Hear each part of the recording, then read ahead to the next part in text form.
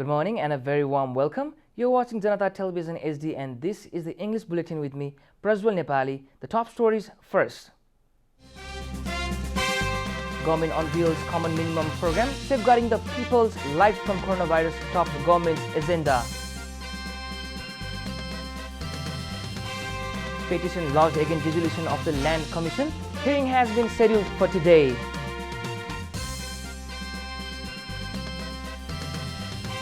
More than 2,500 new cases of coronavirus reported across the country. Death toll from virus rises again with 55 new casualties. Afghan cities fall to rapid Taliban advance. Insurgents capture 3 more regional capitals. And Tokyo Olympics concludes with unbeat ceremony. Next Olympics just 180 days away.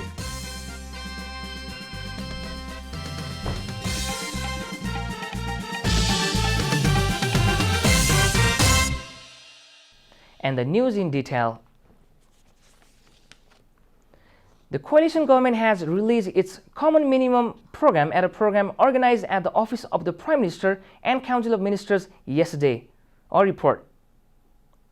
Unveiling the common minimum program, the coalition government has given top priority for safeguarding people's lives from COVID-19 pandemic, constitutional supremacy and rule of law and good governance. Other agendas of the program include implementation of the remaining tasks of the comprehensive peace accord and agreement signed with different sides in order to give a logical conclusion to the peace process. Likewise, taking initiatives for constitutional amendment, formulating necessary laws in order to implement federalism and strengthening 3 tiers of government and finalizing the bills that are under consideration in the parliament are also prioritized in the ruling party's common minimum program. The program also outlines economic package for the revival of industries, tourism and transport sector as well as distribution of relief for daily wage laborers and the poor people. Likewise, the issue of rescue, relief and rehabilitation of victims of natural disasters including landslides, flood, inundation and fire have also been prioritized. The ruling coalition has also decided to adopt an independent and balanced foreign policy to protect national interests. A writ petition has been filed at the Supreme Court against the government's decision to scrap the Land-Related Problems Resolution Commission. The writ petition was filed on Sunday by legal practitioner Mahesh Bhattrai on behalf of the chairperson of the dissolved commission. The Office of the Prime Minister and Council of Ministers and Prime Minister Sher Bahadur Deuba have been made defendants in the case. The petitioner has sought to revoke the decision of scrapping the Land-Related Problems Resolution Commission. The petitioners argued that the decision taken on August 3 has pushed the constitutional rights of the landless, squatters and Dalits towards uncertainty. 4 different writ petitions have already been filed over this issue. The hearing over the writ petition has been fixed for today. This is Janata Bulletin. We'll be right back after a short break.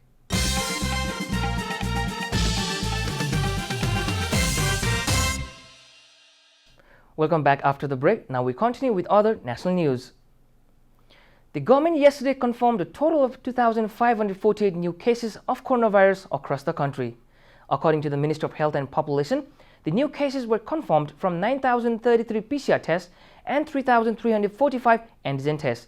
With the new cases, the COVID-19 tally has reached 783,335 in the country. Similarly, the ministry confirmed yesterday that 2,029 infected patients recovered from the virus. With this, the total number of recovered patients has reached 669,299. According to the ministry, a total of 55 COVID-19 patients died across the country yesterday. The death toll registered yesterday was the highest in the past few weeks. The ministry informed that the death toll from the virus has climbed to 10,093 as of August 8. The ministry has further said that there are 35,485 active cases of coronavirus across the country at present. And now the news from economic front.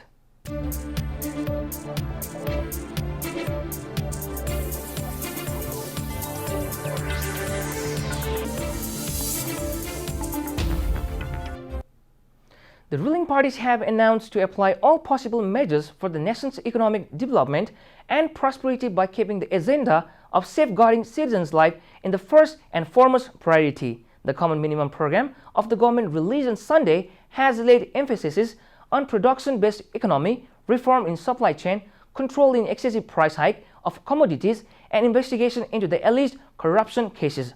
The document includes ensuring economic relief package to the community badly affected from COVID-19 and other businesses that have witnessed huge losses owing to the ongoing pandemic. Similarly, partnership between government, cooperative, and private sector has been prioritized to run construction works and entire economic activities. Likewise, all the bills related to the economic areas that are under consideration would be passed within 3 months and conducive environment will be developed for investment. Likewise, the ruling alliance has put the issues such as supply of chemical fertilizer and resolving problems of sugarcane farmers in top priority. The government has set a target to reduce trade deficit, laying emphasis on the development of export-oriented industries.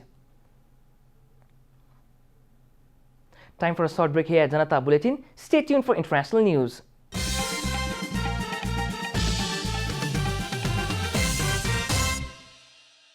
Welcome back. Now the international news.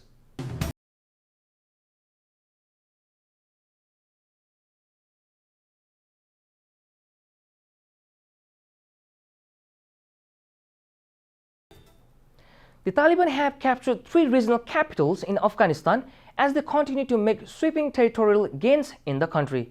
According to BBC, they seized control of the key northern city of Kunduz on Sunday, as well as Saripul and Talukan. It means 5 regional capitals have fallen to the militants since Friday, with Kunduz being their most important gain this year. The city is well connected to other areas, including the capital, Kabul.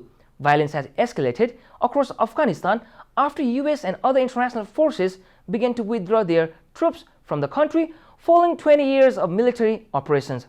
Taliban militants have made rapid advances in the recent weeks. Having captured large swaths of the countryside, they are now targeting key towns and cities. The Afghan government, meanwhile, said its forces were fighting to retake key installations.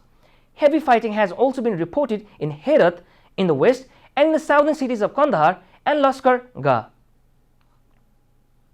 You're watching Janata Bulletin, and now the latest from the world of sports.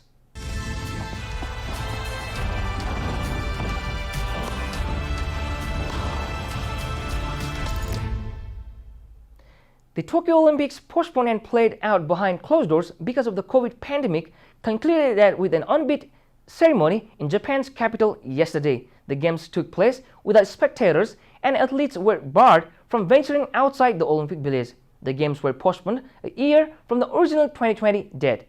The banning of the spectators from most venues denied the Japanese public a chance to watch Summer Games close up for the first time since Tokyo 1964. As ever, the games produced a shower of stars. American swimmer Caleb Dressel won 5 golds in the pool. Jamaican Ellen Thompson Hera won another 3 on the track. Gymnast Daiki Hashimoto won 2 for the home nation in gymnastics. The next Olympics begin in just 180 days, time with the Winter Games opening in Beijing on February 4. The next Summer Olympics are just 3 years away, with Paris hosting in 2024 before Los Angeles 2028 and Brisbane 2032. We're at the end of Janata Bulletin, and the headlines once again. Government unveils Common Minimum Program, safeguarding people's life from coronavirus, top government's agenda. Petition lodged against dissolution of Land Commission. Hearing has been scheduled for today.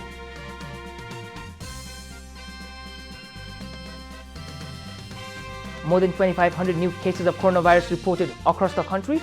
Death toll from virus rises again with 55 new casualties.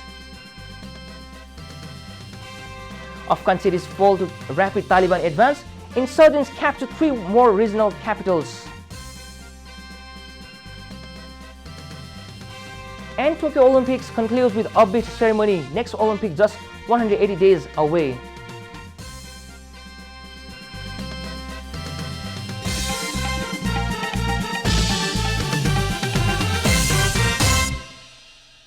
And that's all from the English News Desk for today. You can follow Janata Television and our programs on various social media platforms, including our website at janatasamachar.com. Keep watching Janata Television HD. Thank you for watching. Namaste.